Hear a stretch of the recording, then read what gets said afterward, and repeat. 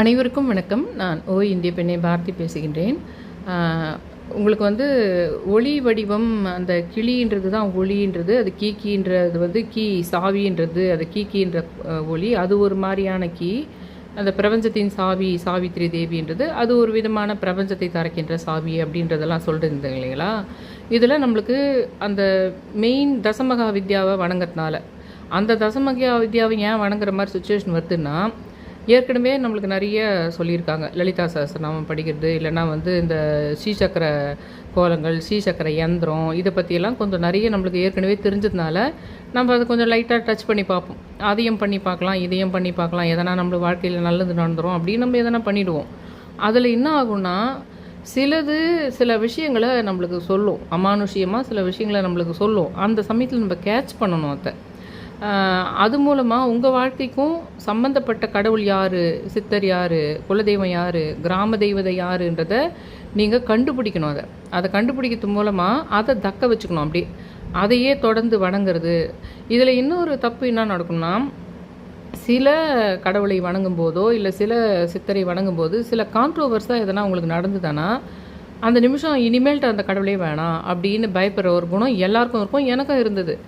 ஆனால் எப்போ எனக்கு இது புரிஞ்சுதுன்னா, குறிப்பிட்ட பெயர்கள், யாரோ ஒருத்தர், ஒரு மாதவி, ஒரு லக்ஷ்மி இப்படின்ற பெயர்களில் தொடர்ந்து அதே பெயர்கள் இருக்கிறவங்களால நம்மளுக்கு ரொம்ப நல்லதும் நடக்குது, அந்த பெயர்களில் இருக்கிறவங்களால நம்மளுக்கு ரொம்ப தப்பும் நடக்குது. ஆனால் அது ஒரு டைம் பீயிங் ஒரு மாதம்தான் அவங்க கூட பழக்கம், ஒரு 5 மாதம்தான் அவங்க கூட பழக்கம்னா அந்த பெயர்களில் அது வந்தால் கூட பார்த்தா கூட அது இல்லை அப்படின்றது ஒரு விஷயம் கண்டினியூஸாக பார்க்குறேன், பல வருஷமாக பார்க்குறேன். அப்புறம் அதே மாதிரி ஒரு விளக்கம் கிடச்சது தான் நான் சொன்னது. இந்த விஷால் அவர்கள் சொன்ன அந்த என்னென்ன கர்மா நம்மளுக்கு இருக்குதோ அந்த கர்மாவுக்கான எதிர் நட்சத்திரம், ஆனால் அது நல்லதும் செய்யும் தீமையும் செய்யும் என்ற லிஸ்ட்டில் அதை கவனிக்கும் போது புரிஞ்சுது. அதில் இன்னொரு காமெடி என்னன்னா, அந்த எனக்கு ஒரு பெயர்னு நான் குறிப்பிட்டு வச்சுருந்தேன் பார்த்தீங்களா, அந்த பெயருக்கு சம்மந்தப்பட்டதே அந்த நட்சத்திரமாக இருந்தது. அவர் சொன்னதை வச்சு தான் நம்மளது குரு கர்மான்னு தெரிஞ்சுது, அதுக்கு சம்மந்தமான அந்த எதிர் நட்சத்திரங்க என்னான்னு தெரியுது. ஆனால் ஆல்ரெடி நான் இந்த பெயர்கள் என்று குறித்து வச்சுருந்தேன் பார்த்தீங்களா, அந்த பெயர்களுக்கு, அந்த பெயர்களை உடையவர்களுக்கு அந்த நட்சத்திரம் இருந்தது. அது இன்னும் ஸ்ட்ராங் ஆச்சு. அந்த மாதிரி நமக்கு வணங்கிட்டு வரும்போது என்ன ஆகும்னா, சில சித்தர்களை வணங்கும்போது ஒரு கான்ட்ரோவர்ஸ் நடக்கும். நான் சொன்ன பாருங்க, நேற்று ஒரு டக்குன்னு சத்தம் கேட்டுது, 9 to 10 மட்டும் தான் அந்த சத்தம் கேட்டுது எல்லாம். ஆனாலும் உடனே அறிபுரின்னு சொல்லிட்டு இந்த வீடே ஆகாது, அந்த சமையல் ரூம்லேயே ஒரு பேய்க்குது அப்படின்லாம் நான் சொல்லாமல், அதை நான் வாட்ச் பண்ணுறதோட எல்லாருக்கிட்டையும் ஷேரும் பண்ணுறதில்ல. ரொம்ப வேறு மாதிரி தாட்டில் போவாங்க, ஹஸ்பண்ட்கிட்டலாம் சொன்னான்றதுனால அதை பற்றி நான் சொல்கிறதில்ல. ஆனால் சும்மாவே வாட்ச் பண்ணிக்கிட்டு இருக்கிறேன். ஆனால் நான் வணங்கி கொண்டிருக்கின்ற மற்ற கடவுள்கள் என்னை வேறு விதமாக அந்த இடத்துலேருந்து காப்பாற்றிடுது. சில கடவுள்கள் அது காட்டி கொடுக்குது. காட்டி கொடுத்தவுடனே பதட்டப்படக்கூடாது. காட்டி கொடுத்தவுடனே பதட்டப்பட்டு கொய்யோ அடிச்சிக்கக்கூடாது. அது இன்னதுன்னு கண்டுபிடிக்கணும். அந்த மாதிரி தொடர்ந்து அதை சாத்வீகமாக பார்த்துட்டு இருந்தோம்னா, அந்த நீங்கள் கான்ட்ரோவர்ஸு பயப்படுற கடவுள் தான் உங்களுக்கு வாழ்க்கையில் பெரிய ஒரு பொக்கிஷத்தை கொடுத்துட்டு போகிற மாதிரி இருக்கும். அதனால் கொஞ்சம் நிதானமாக வாட்ச் பண்ணணும். நான் சொல்கிறது அந்த அமானுஷ்யமாக இருக்கட்டும், இல்லை சித்தர்களாக இருக்கட்டும், அல்லது மனிதர்களாக இருக்கட்டும், அந்த நட்சத்திர கான்செப்ட்டு முதல் நாள் ஒருத்தர் வராங்க, உங்களுக்கு அவங்களால பிரச்சனை ஆகுது, திரும்ப அவங்கள நீங்கள் மீட் பண்ணுற மாதிரி ஒரு சுச்சுவேஷன் வருது, அந்த வீட்டுக்கு தான் நீங்கள் வாடகை போகிறீங்க, அவங்க தான் ஹவுஸ் ஓனரு, அவங்களால பிரச்சனை வருதுன்னா, ஆனால் அந்த இடத்த தான் ஸ்கூல் பக்கத்தில் இருக்குது, அங்கே தான் நீங்கள் போகிற மாதிரி இருக்குதுன்னா, உடனே டக்குன்னு அது வேணாம், அந்த நபர்கிட்டே நான் பேச மாட்டேன்னு முடிவு வர முடியாது. அந்த நபரை நிதானமாக பண்ணி 4ஆம் நாள் அந்த நபரால் ஒரு பெரிய நன்மை நடக்கலாம். அதுக்கு நமக்கு டைம் கொடுக்கணும், நம்ம டைம் கொடுக்கணும். அந்த மாதிரி தான் இந்த கடவுள்கள் சித்தர்கள்லாம் கூடன்றதை இந்த மாதிரி வகையில் நீங்கள் பார்க்க ஆரம்பிச்சிங்கன்னா, உங்களுக்கு எத்தனையோ முறை வாழ்க்கையில் அற்புதங்கள் தரத்துக்கான பிரபஞ்சமும் சூழ்நிலையும் வந்திருக்கும் கிட்ட. ஆனால் நீங்கள் வேறு மாதிரி புரிஞ்சுக்கிறதுனால அது தூரம் போயிட்டுருக்கும். அதனால் வேறு மாதிரி கண்ணோட்டத்தில் பார்த்துக்கிட்டே இருங்க. இப்போ எப்பவுமே நம்ம வீட்டுக்குன்னு ஒன்று பார்க்கணும். நம்ம வீட்டுக்குன்னு ஒரு உலகளாவிய ஒரு பிரபஞ்ச அமானுஷ்ய விஷயங்களை நம்ம வாட்ச் பண்ணணும். உலகளாவிய விஷயம் பார்க்கணும். கொரோனா சமயத்தில் அது ஒரு மாதிரி நம்ம பார்த்தோம். இப்போ இந்த போர் நடக்குது. இந்த சமயத்தில் நம்மளுக்கு வர்ற அந்த பொருளாதார விஷயங்கள் அல்லது அதனால் நமக்கு கிடைக்கக்கூடிய இந்த கேஸ் சம்மந்தமான விஷயம், இந்த மாதிரி இப்போ பெட்ரோல் சம்மந்தமான விஷயங்கள் இருக்கிற இடர்பாடுகள், இது ஒரு பக்கம் இருக்குது.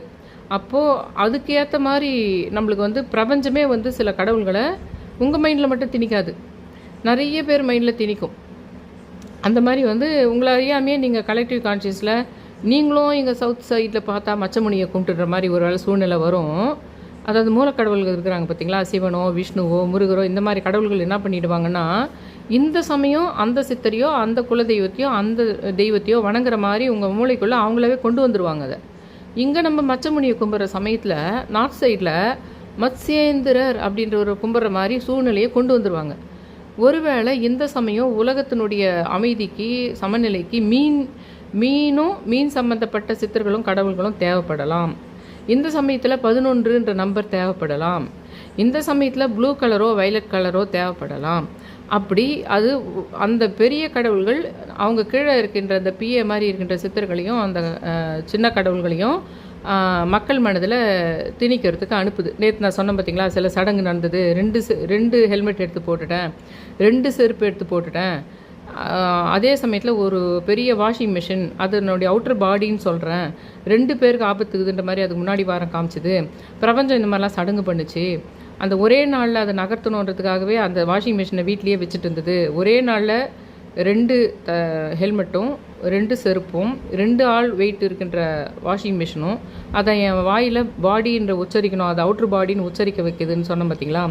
அந்த மாதிரி சடங்குகளை பிரபஞ்சம் அது வேறு மாதிரி நடத்திட்டு இருக்குது. நீங்கள் பாட்டுன்னு நீங்கள் எலுமிச்சம்பழ விளக்கு போட்டுருப்பீங்க, நீங்கள் பாட்டுக்குன்னு நீங்கள் எலுமிச்சம்பழ விளக்கு ஒரு பக்கம் போட்டுருப்பீங்க. ஆனால் பிரபஞ்சம் வேறு மாதிரி சடங்கை நீங்கள் பண்ணிகிட்ருக்கோம். அதனால் அதை வாட்ச் பண்ணிங்கன்னா நீங்கள் கூட சேர்ந்து பயணிக்க முடியும். எனக்கு புரிஞ்சிச்சுன்றதுனால அது கூட 1-2 விஷயம் நான் பண்ணேன் அன்றைக்கி. அந்த சடங்கு பிரபஞ்சம் பண்ணுதுன்னு புரியும் போது என்ன ஆகுதுன்னா, நான் இன்னொரு 2-3 விஷயத்த அதுக்கு ஏதுவாக நானும் சேர்ந்து அதை பண்ணேன். அப்படி அப்போனா அந்த 2 பேருக்கு இந்த ஆபத்து நடந்து முடிந்து விட்டது, அதற்கான சடங்கு முடிந்து விட்டது. அது அப்படி நானும் முடிச்சிட்டேன், நானும் அதை முடிச்சிட்டேன். அது முடிஞ்சிட்ட மாதிரி நானும் நினச்சிக்கிட்டேன். அது பிரபஞ்சத்தை பொறுத்த வரைக்கும் அந்த ஒரு ஏதோ சாபமோ ஏதோ ஒரு தீய கடவுளுடைய போன ஜென்மத்தில் நம்மளுக்கு யாரனா வச்ச சாபமோ இப்படி ஒரு ஆபத்து இந்த வயசில் இந்த தசாபுத்தி நடக்கிற சமயத்தில் நம்மளுக்கு நடக்க போகுதுன்னா அதை பிரபஞ்சம் வேறு விதமாக நடந்து முடிஞ்சிட்ட மாதிரி ஏதோ ஒரு அமானுஷ்யத்துக்கு அது காட்டுது. அதுக்கு டைமே நம்ம கொடுக்கறதில்ல. அதுக்கு முன்னாடியே நம்மளுக்கு அசம்ஷன் பண்ண முடியலன்றதுனால, அது நம்ம கண்ணெதிரில் உருவத்திலே இல்லைன்றதுனால, நமக்கு விசிபிளாகவே நிறைய விஷயம் தெரியலன்றதுனால, அதை நம்ம புரிஞ்சிக்கவே போகிறதுனால, அது சொல்கிற சடங்கை நம்ம புரிஞ்சிக்காதனால நம்ம கூட சேர்ந்து செய்து முடிக்கலை. அதனால் அந்த பெரிய ஆபத்துக்குள்ளேயே சிக்கிக்கிற மாதிரி ஆயிடுதுன்னு வச்சுக்கோங்களேன். அது மாதிரி இந்த அலக் நிரஞ்சன்ன்றது எனக்கு அந்த ஒரு 10 நாளைக்கு முன்னாடி தான் வருது. ஆனால் அலக் நிரஞ்சன்ன்றதை நான் புரிஞ்சிக்கணுன்றதுக்காக தான் நான் சும்மா ஒரு இதில் தான் போய் என்னான்னு தேடி பார்க்குறேன். விக்கிபீடியாவில் வரும்போது மத்ஸ்யேந்திரர் அப்படின்றவர் அவர் கூட கோரக்நாத்னு இருந்தார். அந்த கோரக்நாத்ன்ற பேர்லேயே கோரக்பூர்னு நார்த் இந்தியாவில் இருக்குது. அவர் சிவனுக்காக அந்த பிரபஞ்சத்தின் கடவுளுக்காக சிவனுக்காக அவர் அவரால் உருவாக்கப்பட்ட பெயர் தான் அந்த அலக் நிரஞ்சன். அவர் இப்போ மீன் வடிவில் அவங்க அப்படிலாம் சொல்லலை. அந்த நார்த் இந்தியா இவரை பொறுத்த வரைக்கும் அந்த மத்ஸ்யேந்திரரை எப்படி சொல்கிறாங்கன்னா, அது சிவபெருமானுக்கு அப்புறமா அவர் சிவபெருமான் இதுவாகவே தோன்றிய ஒருத்தர், சிவபெருமானால் அவருக்கு சில ஞானம் வழங்கப்பட்டது, அவர் பேர் மத்ஸ்யேந்திரர் அப்படின்னு அந்த வடமணி எழுத்த நடுவில் ஈஸை போட்டு மத்ஸ்யேந்திரர் அது கோரக்நாத் அப்படின்னு அவங்க சொல்லின்னு போகிறாங்க. ஆனால் அவங்க எந்த இடத்துலையுமே அது தமிழ் சித்தர் 18 சித்தர்களில் வர மச்சமுனின்னும் எதுவுமே சொல்லலை. ஆனால் கடவுளும் பிரபஞ்சம் எனக்கு என்ன பண்ணுறாங்கன்னா, பிரியதர்ஷினின்ற வியூவர் மூலமாக இந்த மச்சமுனியை தான் மத்ஸ்யேந்திரன்னு சொல்லுவாங்க. நம்ம 18 சித்தர்கள் இருக்கிற மச்சமுனி தான் நீங்கள் சொல்கிற மத்ஸ்யேந்திரனும் அவருக்கு ஒரு பேர் இருக்குது அப்படின்னு அவங்க இண்டிகேட் பண்ணுறாங்க எனக்கு. அப்போ தான் எனக்கு எங்கேயோ மூளையில் இருந்த ஒரு விஷயம் இழுத்துன்னு கொடுக்குது. என்னான்னு கேட்டால், இந்த கோரக்கரை பற்றி என்னுடைய பிளேலிஸ்ட்டில் நான் கோரக்க சித்தரை பற்றி போட்டிருக்கேன். அந்த கோரக்க சித்தரை பற்றி பேசும்போது அதுக்கு நடுவில் இந்த மத்ஸ்யேந்திரரை பற்றி பேசியிருப்பேன். நான் தனியாக பிளேலிஸ்ட்டில் பார்த்தா நான் இது வரைக்கும் பேசின சித்தர்கள் பேர் எல்லாமே இருக்கும்.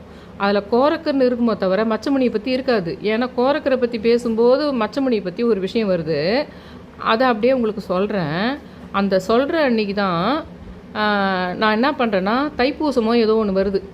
அதனால் என்ன பண்ணுறேன், தைப்பூசத்துக்கு நம்ம வடை செஞ்சு லெமன் ரைஸ் மாதிரி இதெல்லாம் செஞ்சு ஒரு 10 பேருக்கு தரலாம் தைப்பூசத்துக்கு, வள்ளலார்னா இது வச்சேன் அப்படின்னு கொடுக்கும்போது என்ன ஆகுதுன்னா, கொடுக்கறதுக்காக நான் எல்லாம் வாங்கி வச்சிடுறேன், பொருளெல்லாம் ரெடி பண்ணிடுறேன், ரெடியாக இருக்கிறேன்.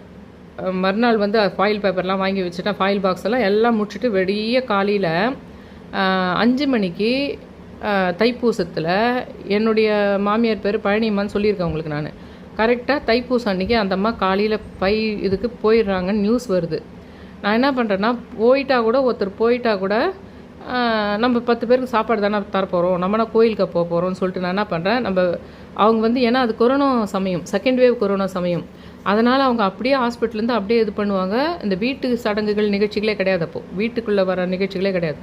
அவங்கெல்லாம் அங்கே போய் ஹஸ்பண்டு இன்னும் 2-3 பேர் தான் அலோடு அங்கே போக போகிறாங்கன்றதுனால. ஆனால் கொரோனாவில் போகல, அவங்க வயசாகிட்டு அதனால் போகிறாங்க ஹாஸ்பிட்டல்லேருந்து அப்படியே அங்கே. ஆனாலும் அது கொரோனா பீரியடுன்றதால அப்படி தான் பண்ணணும்னு வீட்டுக்கெலாம் இல்லை. நான் என்ன பண்ணேன், நம்ம முடிவு பண்ண மாதிரியே தைப்பூசமாகவும் இருக்குது, சரி அந்த மாதிரி போனால் கூட பரவாயில்ல அப்படின்னு சொல்லிட்டு நான் என்ன பண்ணேன், பாக்ஸில் எல்லாம் அதே மாதிரி செஞ்சு போட்டுக்கிட்டேன். இங்கே யாரும் என் பார்க்கறதுக்கு இல்லை. இந்த மாமியார் போனால் அன்றைக்கி போய் வடை சுட்டுருக்குதுன்னு நினைப்பாங்கன்றதுக்கு இங்கே பார்க்கறதுக்கு ஆள் இல்லை. அன்றைக்கி உலகமே ஒருத்தர் யாரும் பேசிக்காத ஒரு கொரோனாவுடைய செகண்ட் வேவ் டைம் அது.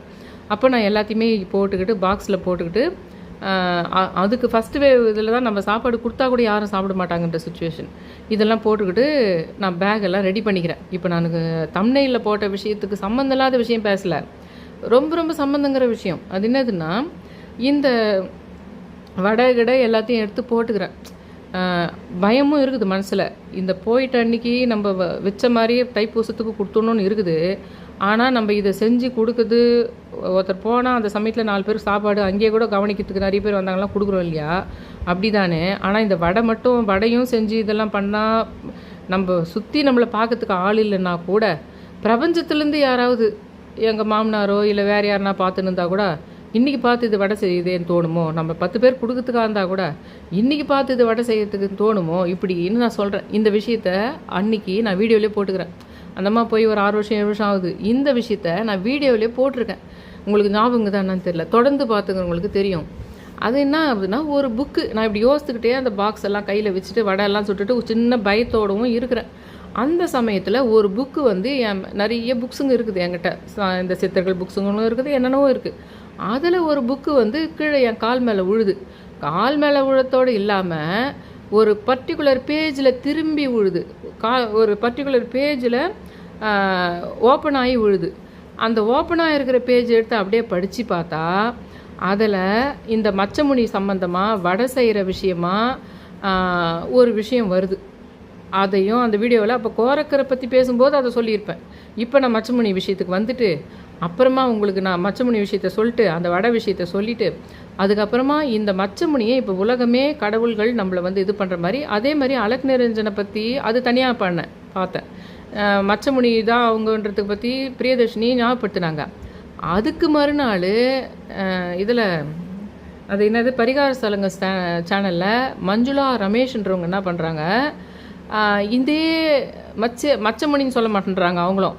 இதே இவர் சிவபெருமான் அவங்க நிறைய டூரிசம் மாதிரி எல்லாம் அந்த இதுக்கெல்லாம் கூட்டின்னு போகிறாங்க இல்லைங்களா, பரிகார ஸ்தலங்கள்ன்றது அது தானே, அதுக்கெல்லாம் டூருக்கெல்லாம் கூட்டின்னு போகிறாங்க இல்லைங்களா. அவங்க இதில் சொல்கிறாங்க, சிவபெருமானுக்கு அந்த மத்ஸ்யேந்திரன்றவர் தான் இது பண்ணுறாங்க, இந்த கோரக்நாத்தெல்லாம் இருக்குதேன்னு சொல்லிட்டு அவங்க அந்த வீடியோவில் பேசுகிறாங்க. இந்த அலக் நிரஞ்சனை பற்றி அவங்க பேசலை.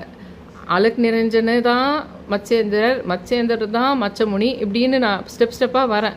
4வது ஸ்டெப்பில் பரிகார ஸ்தலங்கள்லேருந்து அவங்க வந்து என்ன பேசிகிட்டு இருக்காங்கன்னா, இது வந்து மத்ஸ்யேந்திரன்னு இருந்தார், ஆனால் அவங்க தான் தெற்கில் வந்தது, அவர் பேர் தான் மச்சமுனி, அதை பற்றி அவங்க சொல்லலை.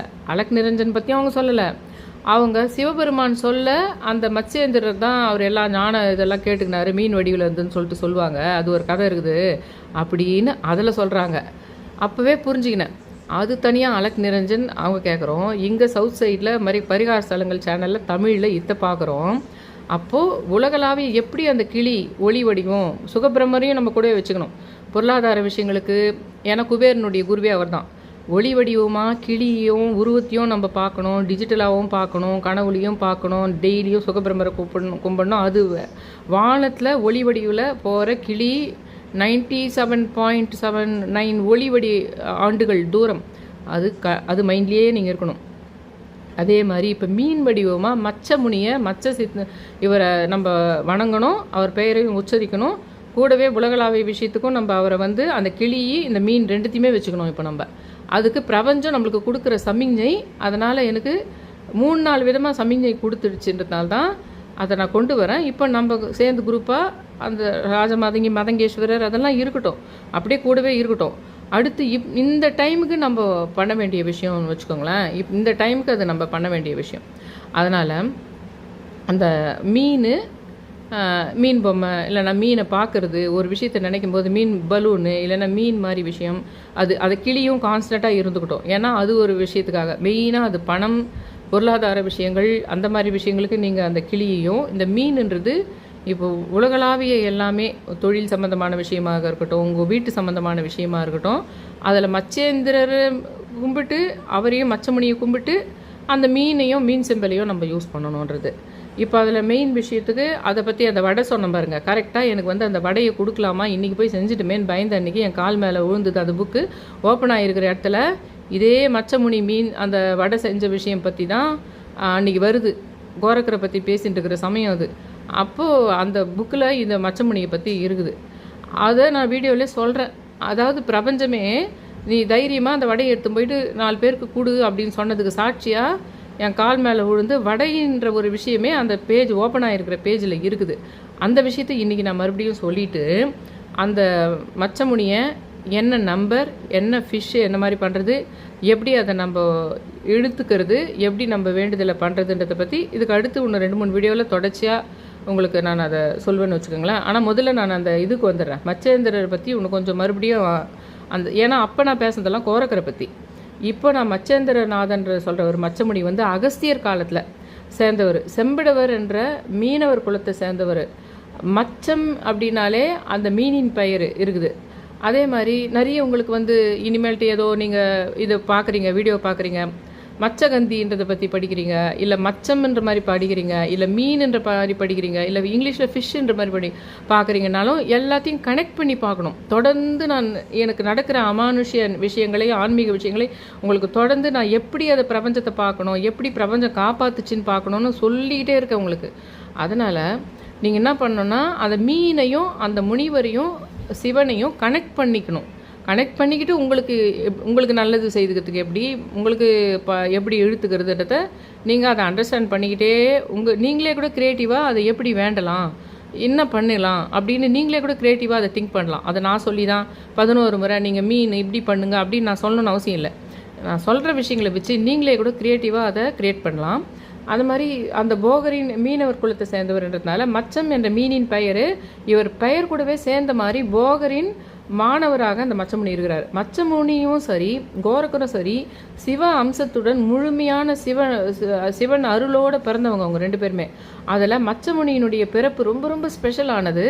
ஒரு தடாகத்தில் ஒரு கரையில் சிவபெருமான் வந்து உமாதேவிக்கு இதே மாதிரி தானே கிளிக்கு சொன்னார். அவர் இதே மாதிரி தான் பார்வதி தேவிக்கு சொல்லும்போது அந்த கிளி வந்து கேட்டுக்குது அந்த கதைங்களை. அதில் ஒரு ஒளி வடிவம் அவ்வளோ சிவபஞ்சாட்சரத்தை சொல்லும்போது அது கேட்டுக்குன்னு ஒளி வடிவமாக அத்தனை ஒளி ஆண்டுகள் இது சக்தி வந்துடுது அந்த கிளிக்கு. அந்த ஒளின்றது, அந்த கிளின்றது, அந்த கீன்றது, சாவின்றது அது ஒரு பார்ட்டு அப்படியே மைண்டில் இருக்கணும். அதை விட்டுட்டு இதுக்கு வந்துடக்கூடாது, அது அப்படியே இருக்கணும். உமாதேவியார் கூட பிறப்பு மற்றும் இறப்பு பற்றிய உயிர்களினுடைய தோற்றம், உலகத்தில் உயிர் எப்படியெல்லாம் தோணுச்சு, அதனுடைய விஷயங்கள் அவங்க பஞ்சாட்சரத்தை பற்றி சொன்ன மாதிரி இங்கே சிவபெருமான் வந்து பார்வதி தேவிக்கு அந்த தோற்றத்தை பற்றி எப்படியெல்லாம் இருந்தது, உலகம் எப்படி தோணுச்சு, உயிர்கள்லாம் எப்படி தோன்றுச்சு அப்படின்றத பற்றி அவர் சொல்லிகிட்டே இருக்காரு பார்வதி தேவிக்கு சிவபெருமான். அதை கேட்டுன்னு இருந்த உமா என்ன பண்ணுறாங்கன்னா அப்படியே தூங்கிடுறாங்க. இந்தம்மா எப்போ பார் தூங்கிறதுனால கிளியானா வந்து கேட்டுக்குது, இல்லை மீனானா வந்து கேட்டுக்குது. அதுக்கு சக்தி வந்துடுது கடைசியில். அது என்னாச்சுன்னா அந்தம்மா கண்ணை இருந்து தூங்கிடுறாங்க. அதனால் தடாகத்தில் நீந்திட்டு இருந்த ஒரு அம்மா மீன் வந்து அதை கேட்டு நின்றுட்டு மீனுக்கு எது காதுக்குது, அதுக்கு மொழி அறிவு எங்கே இருக்குது, அதனால் எப்படி கேட்க முடியும் அப்படின்னு நீங்கள் சயின்டிஃபிக்காக எதையானா ஒன்று நீங்கள் கேட்டுட்டு இருந்தால் கேட்டுன்னு இருங்க, அதை பற்றி எனக்கு பரவாயில்ல. ஆனால் என்ன ஆச்சுன்னா அந்த சம்பவங்களை அன்னைக்கு நாளில் எழுதி வச்சாங்க ஓலைச்சுவடியில். இந்த மாதிரி கேள்விகள் எல்லாம் நம்ம கேட்க தெரியாத கிடையாது, அது தெரிஞ்சிருக்குது. ஆனாலும் அவங்க அதுக்கும் பதில் சொல்லி தான் வச்சுருப்பாங்க ஓலைச்சுவடியிலன்னு வச்சுக்கோங்க. அவங்களுக்கெல்லாம் என்னென்னா பிறர் கூற வேண்டிய அவசியமே கிடையாது. நான் ஏன் உனக்கு அந்த விளக்கெல்லாம் சொல்லிட்டு இருக்கணும் அப்படின்னு இருக்கோம். அது புரிஞ்சவங்களுக்கும் சரி, அது எழுதி வச்சவங்களுக்கும் சரின்னு வச்சுங்க.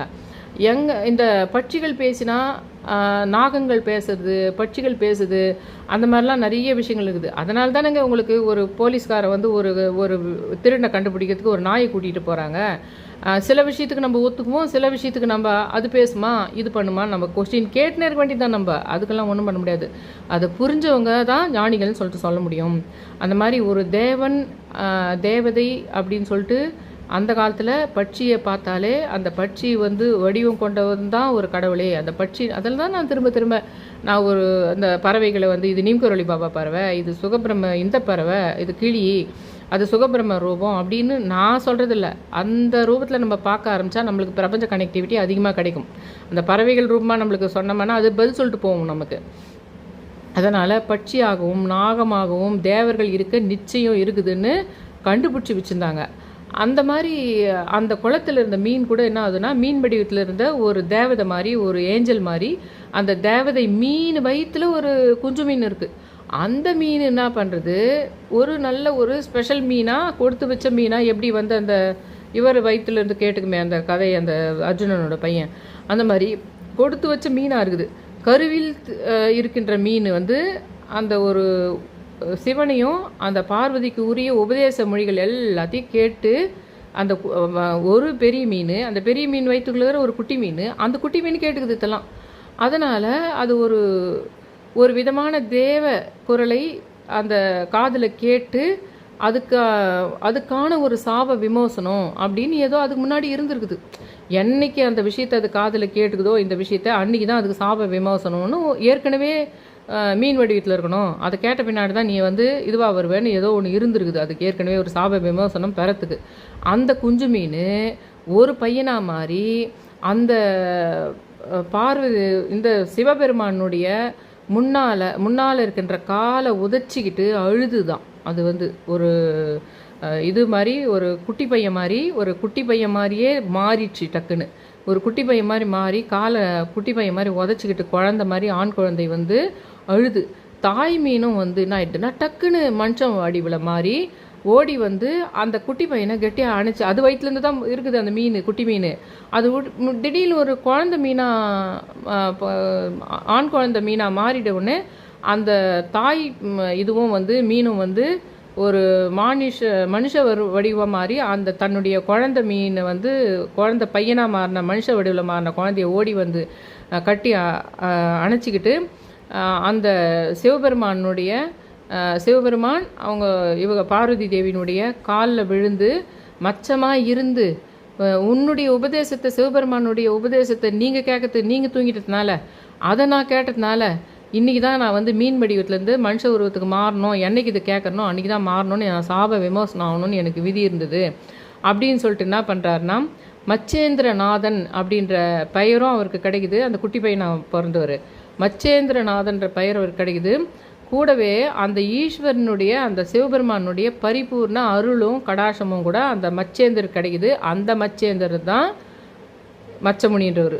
அதை நார்த் சைடில் மத்ஸ்யேந்திரர் அவர் உண்டாக்கியது தான் அலக் நிரஞ்சன் அவங்க சொல்லுவாங்க. ஆனால் தமிழ்நாட்டில் இருக்கிற மச்சமுனி அலக் நிரஞ்சன் ஒன்று உண்டாக்குனாருன்னு சொல்ல மாட்டாங்க. அதெல்லாம் அன்றைக்கே சொல்லிட்டேன் நான் உங்களுக்கு. அந்த மாதிரி தாரக மந்திர மகிமையால் அவருக்கு மச்சேந்திரன்ற பெயர் சூட்டி பார்வதி கூட அங்கிருந்து அப்படியே மறைஞ்சு போயிடுறாரு. சிவபெருமான் வந்து இப்படி பிறக்கும்போதே சித்த நிலை கொண்டு பிறந்தவர் மச்சேந்திரர் அப்படின்ற மாதிரி மச்சமுனி அவரே சிவபெருமானுடைய இன்னொரு ரூபம் அப்படின்ற மாதிரியும் எல்லாராலும் கருதப்படுகின்றது. இவரால் வந்து இவர் தான் கோரக்கர் எப்படி மச்சமுனி அதுதான் கோரக்கர் பற்றி தான் சொல்லியிருப்பேன் அந்த ஃபஸ்ட்டு நான் போட்ட வீடியோலலாம். மச்சமுனி ஒரு நாள் பிச்சை கேட்கறதுக்கு இதில் வருது அந்த வடகதை. மச்சமுனி என்ன பண்ணுறாருன்னா பிச்சை கேட்கறதுக்கு வர மாதிரி இருக்கிறாரு.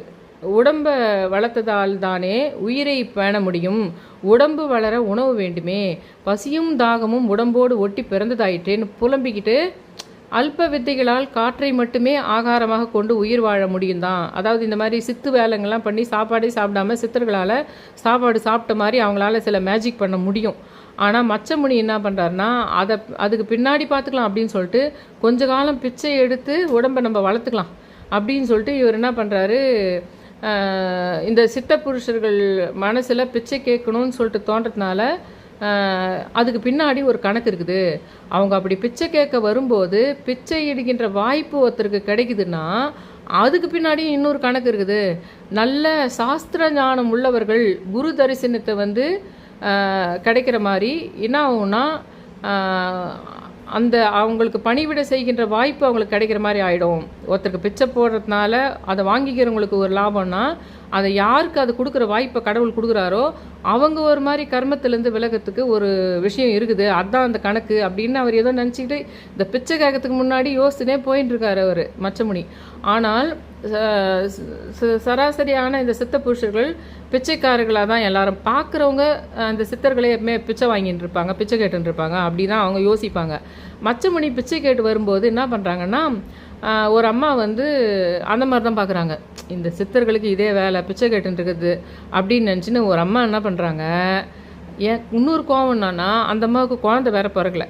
அதில் அந்த அம்மாவுடைய ஜாதகப்படி எப்போவுமே கஷ்டம். அந்த அம்மா ஜாதகப்படி ஒரு பிரச்சனை இருக்குது. அதனால் அந்த அம்மா தனக்கு குழந்தை பிறக்கலன்னு வேற துக்கத்தில் இருக்கிறாங்க எப்போ பாரு. அந்த அம்மா கிட்ட என்ன பண்ணுறாரு, கரெக்டாக அன்னைக்கு பார்த்து மச்சமுனி வந்து அந்த பெண்ணு அந்த அம்மா எதிரில் போயிட்டு நின்று பிச்சை கேட்குறாரு. ஏற்கனவே அந்த அம்மாவுக்கு இந்த பிச்சை போகிறது இந்த சித்தர்கள் வந்து பிச்சை கேட்குறது கோபமாகுது. அதில் குழந்தை பிறக்க மாட்டேங்குது நமக்குன்னு, அதில் கோபமாகுது, துக்கமாகுது. அந்த அம்மா எதிர்க்க போய் இவரே சாப விமோசனம் கட்சி வந்தவர், மீனா வந்து மனுஷனா மாதிரி வந்தவர். இவர் போய் அந்தம்மா கிட்ட போயிட்டு பிச்சை கேட்குறாரு. அந்தம்மாவும் அலுப்போட சலிச்சுக்கிட்டு பிச்சை போடுறாங்க. பிச்சையிட்டால் காலில் விழுந்து வணங்க வேண்டும், வணங்கும்போது சித்த சந்நியாசிகள் ஆசீர்வதிப்பார்கள் அப்படின்னு அவளுடைய மனம் துயரத்தில் இருந்ததால் அவளுக்கு வணங்கத்துக்கு தோணலை. இவர் சொல்லியிருப்பார் சித்தர்கள் அப்படின்னு ஒரு பழக்கம் இருந்திருக்கலாம், இல்லை அவர் வாய் விட்டே சொல்லியிருந்துருக்கலாம். சித்தர்களுக்கு நீ பிச்சை போட்டேன்னா காலில் விழுந்து வணங்க எல்லாம் சொல்லணும் அப்படின்னு ஒரு சட்டத்திட்டம் அப்போ இருந்திருக்கலாம், இல்லை அவர் வாய் விட்டே சொல்லியிருக்கலாம். ஆனால் அந்த அம்மாவுக்கு இருக்கிற கோபத்துக்கு அந்த அம்மா எங்கே இப்படி வணங்குவாங்க. அதனால் அந்த அம்மா கஷ்டத்தில் இருந்ததுனால நம்ம காலில் ஆகணும் அப்படின்னு நினச்சின்னு பேசாமல் திரும்பி போயிட்டாங்க. உடனே இவர் மச்சமுனி என்ன பண்ணார்னா, நில்தாயே அப்படின்னு தடுத்தார் மச்சமுனி. அவளும் திரும்பினாள். பிச்சையிட்ட நீ வணங்க வேண்டாமா அப்படின்னு கேட்குறாரு மச்சமுனி. கேட்குறாரு, நான் வணங்க நீர் என்ன தெய்வமா அப்படின்னு கேட்குறாங்க. அவள் கேள்வியில் வந்து ரொம்ப கோபம் இருந்தது, கொட்டி இருந்ததை இவர் பார்த்தாரு. ஆனாலும் அவர் கேட்ட விதம் ஏதோ ஒன்று கொஞ்சம் இதுவாக இருந்தாலும் திரும்பி பார்க்குறாங்க. ஆனால் நான் வணங்கத்துக்கு நீ என்ன கடவுளான்னு அந்த அம்மா கேட்கும்போது மட்டும் ஒரு நெருப்பு மாதிரி இருந்தது அந்த வார்த்தை. அவ்வளோ கோபம் வந்தது அந்த அம்மாவுக்கு.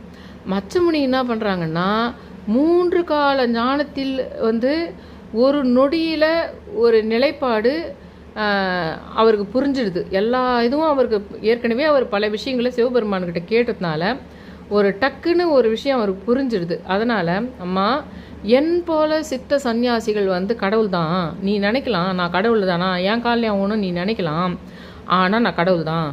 அப்படின்னா எனக்கு புத்திர பாக்கியம் கிடையாது அந்தம்மா சொல்கிறாங்க. அப்படின்னா எனக்கு குழந்தை இல்லை, உன்னால் தர முடியுமா அப்படின்னு ஒரு கோரிக்கையை வந்து கோபமாக ஒரு தமாஷாவும் ஒரு கிண்டலாகவும் நக்கலாகவும், அப்படின்னா உன்னால் எனக்கு நீ கடவுளா, அப்படின்னா உன்னால் எனக்கு குழந்தை தர முடியுமா அப்படின்னு கேட்குறாங்க. உடனே என்ன ஆகுதுன்னா சிரிச்சுக்கிட்டே இவர் பச்சைமுனி அவர் சிவனுடைய நாபம் நமசிவாய மந்திரத்தை ஜபிச்சுட்டு ஒரு சின்ன சிட்டிகை விபூதி எடுத்து அந்த அம்மாவுக்கு மச்சமுனி தரார். இதை சிவநாமம் சொல்லிட்டே நீ வந்து சாப்பிட்டியானா உனக்கு பிள்ளை பேர் கிடைக்கும் அப்படின்னு இவர் சொல்லிடுறார். இது சாம்பல், இதுன்னா எனக்கு பிள்ளை பேர், இது வந்து பிள்ளை பேர் கொடுத்துருமா எனக்கு, இது ஒரு சாம்பல் அப்படின்றாங்க. மறுபடியும் அந்த இவர் பார்த்து சாம்பல் தாமா, இருந்தாலும் இதை நீ உண்டால் உனக்கு பிள்ளை பேர் வரும். ஒரு நாள் நான் அந்த பாலகனை உனக்கு இந்த பிறந்து இந்த பாலகன் வரப்போகிறான், இந்த பையன் வரப்போகிறான்ல, உனக்கு இந்த சாம்பல் சாப்பிட்டதுனால உனக்கு ஒரு பையன் பிறக்க போகிறான்ல, அவனை காண்றதுக்கு நிச்சயம் நான் திரும்ப வருவேன் அப்படின்னு சொன்ன மாதிரி அந்த பிச்சை பொருட்களுடன் அவ கொடுத்த பிச்சை பொருளுடன் திரும்பி போயிடார். பார்த்து கொண்டே இருக்கின்ற பக்கத்து வீட்டுக்காரி என்ன பண்ணுறாங்க, ஓடி வராங்க. கையில் என்ன விபூதி, கோசாலையை நோக்கி நடந்தபடியே பதில் சொல்கிறா அந்த பெண். இந்த விபூதி கிடையாது, அவன் ஒரு மாயாவி, இதை நீ சாப்பிட்டியானா மயங்கி போயிடுவ. அது நான் உங்களுக்கு சொன்னேன் இல்லைங்களா, அந்த மாதிரி விபூதியை அவர் கொடுத்துட்டு போனார். இந்த விஷயத்தெல்லாம் அந்த பக்கத்து வீட்டுக்கார லேடி என்ன பண்ணுதுன்னா ஓடி வந்து கையில் என்ன வச்சுட்டுருக்குற நீ அப்படின்னு கேட்க அந்த கோசாலை நோக்கி அந்த ஒரு ஒரு பக்கத்து வீட்டு லேடி ஓடி வருது. அப்போ இவர் சொல்கிறாரு, ஒரு விபூதி ஒன்று கொடுத்தாரு, அதில் வந்து குழந்தை பிறக்கும்னு சொல்லியிருக்கிறாரு அப்படின்லாம் அந்த அம்மாவுக்கு சொல்லுது. சீச்சி அதெல்லாம் நீ நம்பாத, அவன் ஒரு மாயாவி, இதை நீ கண்டி சாப்பிட்டியானா உனக்கு மயக்கம் வரும், திரும்ப வந்து உன்னை வந்து எதனா தப்பாக பண்ணிடுறதுக்கு தான் இவன் அதை கொடுக்குறான், அதை தூக்கி விசிறி போட்டுடு அப்படின்னு அந்த லேடி சொல்லுது. அதை சொன்ன உடனே இந்த பெண்ணும் என்ன பண்ணுறாங்கன்னா, அந்த ஒரு கோசாலைனாவே மாடுகள் கட்டி வச்சிருக்கின்ற ஒரு இது தொழுவம்னு இப்போ நம்ம சொல்கிறோம் இல்லைங்களா, அதை தான் அந்த மாதிரி ஒரு கோசாலை ஆகிய மாட்டு தொழுவத்தில் எருமுட்டைகள் கொண்டு மூட்டப்பட்ட வெந்நீர் அடுப்பு. அதாவது அந்த விபூதியை எங்கே போட்டுருது அந்த பக்கத்து லேடி சொன்னதுனால அவங்க என்ன பண்ணிடுறாங்கன்னா, அந்த கோசாலையில் ஒரு அடுப்பு வச்சுக்கிறாங்க. அவங்க தண்ணி காய வைக்கிறதுக்கு அந்த மாட்டுக்கு தொழுவத்துலேயே என்ன பண்ணுவாங்க, விரட்டி இது பண்ணி அதையே எரித்து அங்கே தண்ணி காய வச்சு குளிக்கிறதுக்கு அதுக்குன்னு ஒரு அடுப்பு மாதிரி வச்சுருப்பாங்கன்னு வச்சுக்கோங்களேன். அதில் அந்த மாட்டு தொழுவத்தில் எரு மூட்டைகள் கொண்டு மூடப்பட்ட வெந்நீர் அடுப்பில் அந்த விபூதியை இந்த அம்மா போட்டுட்டு கைகளையும் தட்டி உதறிட்டு அவ விதி அந்த அந்த விபூதியின் வழியே மாற்றி விட்டது, கிடைக்கிறது தான் கிடைக்கும், ஒன்று என்ன பண்ணுறது, அந்த பக்கத்து வீட்டு லேடி சொன்னதை இந்த அம்மா கேட்டு நம்பி தூக்கி போட்டுச்சு அந்த விபூதியை அப்படின்ற மாதிரி இருக்குது. ஒட்டுவது தான் ஒட்டும், கிடைக்கிறது தான் கிடைக்கும், கடவுளே வந்து ஆசீர்வாதம் பண்ணால் கூட அப்படி கிடச்சிடுமா அப்படின்ற மாதிரி அந்த முன்னோர்கள்லாம் சும்மாவா சொன்னாங்க, உனக்கு கிடைக்கணும்னு விதி இருந்தால் தான் கிடைக்கணும் அப்படின்னு சொல்லுவாங்க. அந்த மாதிரி அந்த நேரம் பார்த்து அந்த பக்கத்து வீட்டு லேடி வந்து பொய் சொல்லி அதை தூக்கி வேற அந்த சாம்பலில் அந்த விறகடுப்பில் போட்டுடுது. கொஞ்ச நாளும் போகுது. அப்போ என்ன ஆகுதுன்னா, கொஞ்ச நாளும் கழித்து மச்சமணி வந்து போனவர், ரொம்ப நாளைக்கு முன்னாடி போனவர் வரார், திரும்பி வரார். அந்த பெண்கிட்ட வந்து விபூதியால் நான் உனக்கு விபூதி கொடுத்துட்டு போனேன்ல முன்ன, உனக்கு இப்போ பையன் பிறந்திருக்கணுமே, நேற்றுக்கு பிறந்துட்டானா உனக்கு பையன் அப்படி கேட்குறாரு அவர். எங்கே அவன் அப்படின்னு கேட்குறாரு அவர். ஒரு மாதிரி தடுமாறி அதெல்லாம் போட்டுட்டேன், உங்களை வந்து மாயாவியாகியே நான் எண்ணிட்டேன், பக்கத்து வீட்டு ஒரு லேடி வந்து நீங்கள் ஏமாத்துனீங்க, தூக்கி போட்டு சொல்லிட்டாங்க, அதனால நான் ஒரு அடுப்பில் தூக்கி போட்டேன் அப்படின்னு அந்த லேடி சொல்லுது. அப்போது ஒரு இதில் அடுப்பு அந்த விபூதியை வீசிட்டேன்னு சொல்லிட்டு அந்த சாம்பலோட சாம்பலாயிடுச்சின்னு வேற சொல்லுது அந்தம்மா. உடனே அந்த அடுப்பு முன்னாடி போய் யார் மச்சமணி போய் நிற்கிறார். நின்று மனம் வருந்தி பார்க்குறார் அந்த விபூதி அந்த சாம்பல், ஐயோ இந்த அடுப்பில் போட்டியா அப்படின்னு பார்க்குறாரு. தாங்கள் கடவுள் என்றால் அந்த அடுப்பு சாம்பலில் இருந்து கூட ஒரு உயிரை உருவாக்க இயலுமே அப்படின்னு அந்த அம்மா மறுபடியும் கேட்குது. நீ கடவுளை அந்த இப்போ கூட அந்த சாம்பல்லேருந்து நீ ஒரு குழந்தைய வர வைக்கலாமே அப்படின்னு கேட்குது. அப்போது மச்சமுனி அதை கேட்டு கோபப்படுறாரு. சித்தன் வாக்கு பொய்க்கக்கூடாதுன்றதுனால விபூதியால் ஒரு பிள்ளை பிறக்கும் என்று நான் சொல்லியிருக்கிறேன், அதனால் அந்த விபூதியால் நிச்சயம் பிள்ளை பிறந்தே தீரும், உன் கருப்பைக்குள் வளரத்தான் உன் கர்மம் இடம் தரலை, ஆனால் கோசாலையாகிய இந்த அடுப்பிலிருந்து அந்த குழந்தை வரத்துக்கு அந்த பிரபஞ்சம் அதுக்கு வாய்ப்பு கொடுத்துடுச்சு. நான் வந்து சிவனுடைய சித்தன், அதனால் இது சத்தியமாக இருந்தால், நான் சிவனுடைய அந்த சித்தன்ன்றது சத்தியமானா இந்த இந்த கோசாலையிலேருந்து ஒரு கோவகனை தரணும் அப்படின்னு ஒரு ஜீபும்பா மாதிரி கையில் ஒரு மாதிரி ஆசீர்வாதத்துக்கு சொல்லுவாங்களே அந்த மாதிரி சொல்லி அந்த சித்தர் வந்து அந்த மச்சமுனி சொல்கிறார். நான் சொல்கிறதுனால, நான் இதை கோருவதால், நான் இதை கோரி அந்த குழந்தை இந்த சாம்பலிலிருந்து வருவதால் அந்த குழந்தைக்கு கோரக்கண், அதாவது நான் கோரி அந்த குழந்தை சாம்பலிலிருந்து வரப்போவதால் அந்த குழந்தை பேர் கோவகன் மட்டுமல்ல, அவன் ஒரு ஆண்மகன் கோவகன், அதே சமயத்தில் கோரக்கண் என்ற பெயரோடு இங்கே வருவான். ஆனால் அந்த கோவாகிய பசுவுக்கு இருக்கின்ற ஒரு இரக்கம் அந்த கோசாலையில் பிறக்கிறதுனால அந்த ஒரு பசுவுக்கு எந்த அளவுக்கு ஒரு பயங்கர சக்தி இருக்குதோ, மகாலட்சுமி சக்திகள் இன்னும் பலவிதமான சக்திகள் இருக்கின்றதோ, சிவனுக்கு சம்மந்தப்பட்ட அந்த பசுவோ, அந்த ஒரு ஞானமும் அவனுக்கு வரும். அதே சமயத்தில் அந்த பசுவுக்கு ஒரு இரக்கம் இருக்கும் எப்பவுமே, அந்த மாதிரி அவனுக்கிட்ட ஒரு இரக்க குணமும் இருந்து அந்த குழந்தை இப்போ கண் எதிர்க்க தோன்றது சத்தியம் அப்படின்னு இந்த மச்சமுனி சொல்கிறார். அதுக்கு அந்த சமயத்தில் என்ன ஆகுதுன்னா, அந்த இரக்கம் கூட முக்கண்ணன் அருளால், 3 கண்களை உடைய அந்த சிவபெருமானுடைய அருளால் அந்த மச்சத்தில் இருந்து உதித்து, மச்சம் எப்படி வந்து மீன், மச்சம்னா மீன் உடம்புலேருந்து அந்த குட்டி மீனுன்றவன் ஒரு பையனாக மாறின மாதிரி இப்போ என்ன ஆகுதுன்னா அந்த சாம்பல்லிருந்தே அந்த ஒரு கோரக்கன் அந்த கோரக்கன் என்ற முனிவர் அந்த ஒரு குழந்தை வடிவில் முதல்ல கோரக்கன் என்றவர் பிறந்து அப்படின்னு அவர் பேரும் சிவமுனின்னு சொல்லப்பட்டு ரொம்ப உணர்ச்சி மிகுதியோட பயங்கர பவர்ஃபுல்லாக அந்த மச்சமுனி கூப்பிட்றார். இப்போ அந்த குழந்தை அந்த சாம்பல்குள்ளேருந்து வந்துரும்ன்ற மாதிரி ஒரு மாதிரி அவருக்கு பேர் நான் கோரக்கர்னு வைப்பேன், நான் கோரி வந்ததுனால அது கோரக்கர், அது இறக்க குணத்தோடு இருக்கும், அது கோசாலையில் பிறக்கும், நான் சிவபெருமானுடைய அருளில் இருக்கிற ஆளை நான் சொன்னது இப்போ சத்தியமானா அந்த சாம்பல்லேருந்து வந்தே ஆகணும் அப்படின்லாம் அவர் சொல்ல உடனே ஆகுதுன்னா அந்த அவர் சொன்ன அந்த கோரக்கர் என்றவர் அந்த சாம்பல்லேருந்து வெளியே வரார். இந்த விஷயங்களை தான் நான் அந்த 2-3 வருஷத்துக்கு சொன்னப்போ இந்த கோரக்கருக்காக தான் இந்த கதையை சொல்லியிருப்பேன். இதில் அதுக்குள்ளே இதில் ஒரு ஜோக்கு என்னன்னா, இதுலேயே இந்த பயணி எம்பதி இதெல்லாம் இந்த விஷயத்தில் வருது. அது அன்றைக்கி நான் சொன்ன மாதிரி அந்த வடை கொடுக்குற விஷயமும் ஞாபகம் வச்சுனே இருங்க. நடுவில் அந்த வடை விஷயத்தை நான் மைண்டில் வச்சுக்கிட்டு கொடுக்கலாமா வேணாவான்னு யோசிச்சுங்கிற சமயத்தில் இதில் இன்னொரு வடை கதையும் வருது.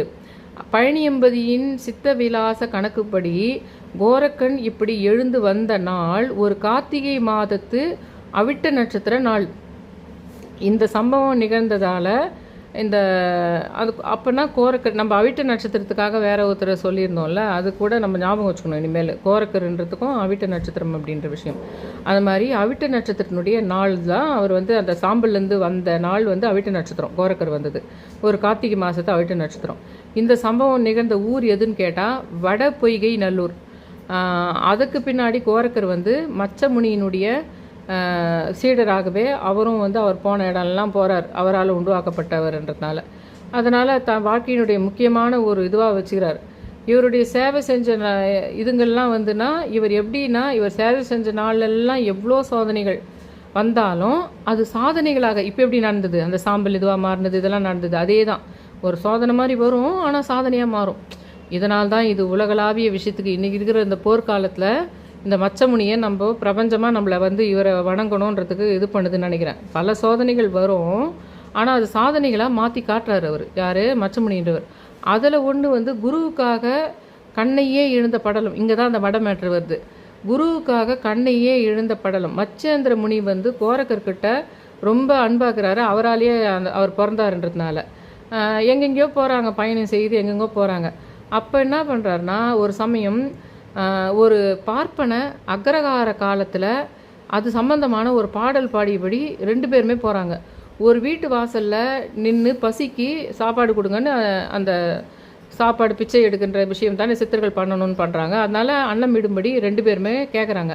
அந்த வீட்டில் இருந்த ஒரு பார்ப்பனை, ஏன் தெரில அந்த பார்ப்பன பெண்மணின்ற விஷயத்தில் இந்த கதையில் ரொம்ப அழுத்தமாக சொல்கிறாங்க, அது எனக்கு தெரியல. அந்த பார்ப்பன பெண்மணி இப்போது என் வீட்டில் இருக்கும் உணவு இதுவே சிறு கீரை உளுந்து வடை, அதாவது கீரை போட்டு உளுந்து வடை அந்த காலத்துல இருந்தது பொழுது கீரை வடை, அந்த மாதிரி சிறு கீரை உளுந்து வடை ஒன்றை இவர்கிட்ட கொடுக்க பாதியாக அது என்ன பண்ணுறாருனா மச்சேந்திரன் கோரக்கருக்கும் கொண்டு வர்றார். அவருக்கு கிடைக்குது அந்த உளுந்து வடை. அவர் இவருடைய சீடன்னு இவரை தான் பிறக்க வச்சாருன்றதுனால அவருக்கு ஒரு பாதி வடையை அவர் எடுத்துன்னு போகிறார். இந்த பார்ட் மட்டும்தான் அன்றைக்கி என் கால் மேலே அந்த புக்கு விழுது. அந்த வடையை வச்சுட்டு 10 பேர் கொடுக்கலாமா வானாவான்னு நான் யோசிக்கிற சமயத்தில் தான் அந்த புக்கு என் கால் மேலே விழுது. அது ஓப்பன் ஆகி விழுது. அதில் வடன் இருக்குது. என்னடா வடை, நம்ம வடையை பற்றி யோசிச்சுட்டு இருக்கிறோம், வடன் இருக்குதுன்னு பார்த்தா இந்த பார்ட் வரைக்கும் தான் அந்த புக்கு விழுந்த புக்கினுடைய பார்ட் ஓப்பன் ஆகிருக்குது. அதில் இந்த வடை விஷயம் வருது அன்னைக்கு. அந்த மாதிரி அந்த ஒரு பாதி வடையில் இந்த கதையை நீங்கள் ஏற்கனவே கேட்டிருப்பீங்க. ஆனால் எப்படி பிரபஞ்சம் லிங்க் ஆகிருக்குதுன்ற விஷயத்தை நான் நடந்த நிகழ்வுகளை சொல்கிறேன். நான் அப்போ நீங்கள் இப்படியெல்லாம் வாட்ச் பண்ணணும் உங்கள் வாழ்க்கையிலன்றதுக்காக தான் நான் இதை சொல்லிட்டுருக்கேன். ஒரு மச்சேந்திரர் கதை, கோரக்கர் எப்படி பிறந்தார் அப்படின்ற விஷயங்களை நான் சொல்கிறது இல்லைன்றதுக்கு தான் திரும்ப நான் உங்களுக்கு இன்சிஸ்ட் பண்ணுறேன். என் சேனலை நீங்கள் சப்ஸ்கிரைப் பண்ணணும் அப்படின்றது. அதனால் உங்களுக்கு வாழ்க்கையில் பெரிய மாற்றங்களையும், எப்படி அமானுஷத்தை பார்க்கணும், எப்படி பிரபஞ்சத்தை பார்க்கணும், எப்படி வாழ்க்கையை வழிநடத்தின்னு பிரபஞ்சமே நம்மளை நல்ல பாதையை நோக்கி கூட்டின்னு போகுதுன்றதை உங்களை பார்த்துன்னு மட்டும் சும்மா வரும் கேலரியில் உட்காந்து பார்க்குறவங்களாம் நீங்கள் இருக்கலாம்னா என் சேனலை நீங்கள் சப்ஸ்கிரைப் பண்ணணும்னு நான் திரும்ப உங்களுக்கு நான் இன்சிஸ்ட் பண்ணுறேன். அதனால் ஒரு வீட்டில் அந்த பார்ப்பன பெண்மணி இப்போது என் வீட்டில் இருக்கின்ற உணவு இதுதான் சிறு கீரை உளுந்து வடை ஒன்றை 2 பேர்கிட்டையும் கொடுக்க பாதியாக மச்சேந்திரன் கோரக்கருக்கு கொண்டு போய் கொடுக்குறார். நம்மளுடைய இவருன்னு அவர் சுவையாக இருந்தபடியே பேசியபடியே அங்கிருந்து அவர் அதனுடைய சுவையும் வாசமும் அது மணக்கும் அந்த ஒரு அந்த அந்த வடை வாசனையும் வந்து அவர் ரொம்ப பிடிச்சி போகுது. புலன்களை அடக்கி ஆள வேண்டியவங்க இந்த மாதிரி சித்தர்கள். ஆனால் அந்த புலன்களை அடக்க முடியாத அளவுக்கு அந்த வடை வந்து அவ்வளோ டேஸ்ட்டாக இருந்ததான். கோரக்கர் நாவில் ரொம்ப நீர் ஊறி போகுது. இவரால் பிறந்த அந்த அவருடைய சீடர் கோரக்கருக்கு தான் அந்த பாதி வடைலாம் எனக்கு பத்தாது, எனக்கு ரொம்ப அந்த வடை இப்போ வேணுன்ற மாதிரி கோரக்கர் நாவில் நீர் ஊற செய்தது. இருந்தும் அடக்கி கொண்டு அதை குரு பிரசாதமாக சாப்பிட்றாரு கொஞ்சமாக. அதில் மச்ச முனியும் என்ன பண்ணுறாரு, அந்த வடையை சாப்பிட்றாரு. அந்த ருசியில் இவர் வேற மயங்கிடுறாரு. வாங்கின்னு போன மச்ச முனியும் அந்த ருசி ரொம்ப ரொம்ப டேஸ்ட்டாக இருக்குது அப்படின்னு சாப்பிட்றாரு. அப்போ ஒரு ஆபத்து வருது. அது என்னன்னா, அந்த ருசி என்பது உலக மாயை. ஏன்னா சித்தர்கள் இவங்கெல்லாம் அந்த ருசிக்கு அடிமையாகக்கூடாதுன்னு ஒரு விஷயங்குது. அதனால் என்ன ஆகுதுன்னா, இது ஒரு திருவிளையாடல் சிவன் கூட நடத்தி இருக்கலாம்னு வச்சுக்கோங்களேன். அந்த ருசி என்பதும் உலக மாயையில் ஒன்று. இந்த ருசி ஒரு முறை ஒருவருக்குள் வந்துச்சானா அதை வந்து மறுபடியும் அந்த ருசிக்காக ஏங்க வச்சிடும். அப்போ இனிமேல்ட்டு அந்த உலக வாழ்க்கையில் தான் அவங்க போயிடுற மாதிரி சுச்சுவேஷன் வந்துடும்ன்றதுக்காக அந்த சிவனாக இந்த நாடகத்தை நடத்தியிருக்கலாம். அந்த இன்னும் அந்த டேஸ்ட்டுக்கு மயங்கிச்சானா அதுக்கப்புறம் உடல் கேட்காது. நீ மனசு சொன்னால் கூட அதே சாப்பாடு தான் ஓணுன்னு கேட்க ஆரம்பிச்சிடும். அது பேச்சை நாம் கேட்குற மாதிரி நிலைமைக்கு நம்ம போயிடுவோம். மகாஞானியான மச்சமுனிக்கு மீண்டும் அந்த வடையை நாம் சாப்பிட்டே ஆக வேண்டும் என்ற எண்ணம் வந்துடுது. அந்த சீடன் கோரக்கன் கிட்ட எனக்கு இன்னும் கொஞ்சம் வடை தேவை அப்படின்னு சொல்லிட்டு கேட்குறாரு. கோரக்கரும் என்ன பண்ணுறாரு, அந்த பார்ப்பன பெண்கிட்ட போய் வடையை மறுபடியும் கேட்குறாரு. அவள் என்ன பண்ணார், அவள் வந்து இல்லை எல்லாம் தீர்ந்துடுச்சு, காலி ஆயிடுச்சுன்றாங்க. சுட்டு தாருங்கள், தயவு செஞ்சு சுட்டு கொடுங்க. அப்படி முடியாதப்பா, எனக்கு ரொம்ப களைப்பாக இருக்கின்றது, அதுக்கு தேவையான பொருட்களும் காலி ஆயிடுச்சு, அதனால் நீ சொன்னால் கூட என்னால் செஞ்சு கொடுக்க முடியாதுன்னு அந்தம்மா சொல்லுது. இது குருவின் விருப்பம், அதனால் நீங்கள் உயிரை தந்தாலும் கோரக்கத்தான் கேட்குது. என்னுடைய குருவினுடைய ஆசையாக போயிடுச்சுது, அதனால் என்னுடைய உயிரை தந்தாவது அதுக்கு ஈடாக நான் நீ அதை கொடுத்தாகணுன்ற மாதிரிலாம் இவர் கெஞ்ச ஆரம்பிச்சிடறாரு அதை. அப்போ கோரக்கர் என்ன பண்ணுறாருன்னா, உன் குருவுக்கு ஏன் இந்த மாதிரி ஒரு அல்ப ஆசை வந்தது அப்படின்னு அந்தம்மா கேட்குது.